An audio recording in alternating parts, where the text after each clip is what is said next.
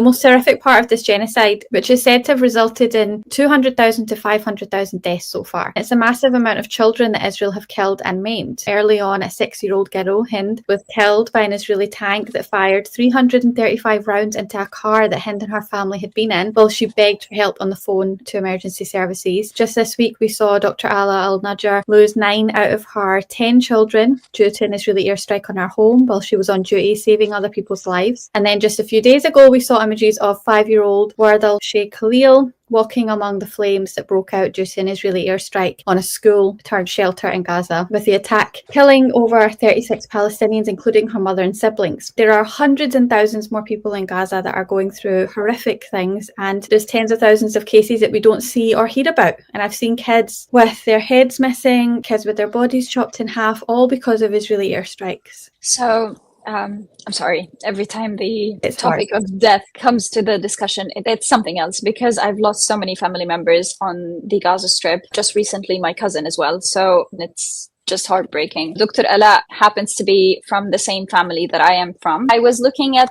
pictures of orphan Gazan children. I started crying. Being a Gazan myself, who've experienced what it's like to live through a war and the baggage that comes with it, I'm really worried about these children and how they will grow up and how they will have to deal with the trauma of losing a limb or losing a family member or living through war itself. We want to focus on getting them the surgeries they need and making sure that they're well, medically healthy and everything, but at the same time we want to make sure that on the long term the psychological effects of what it's like to live through war are also attended to, inshallah.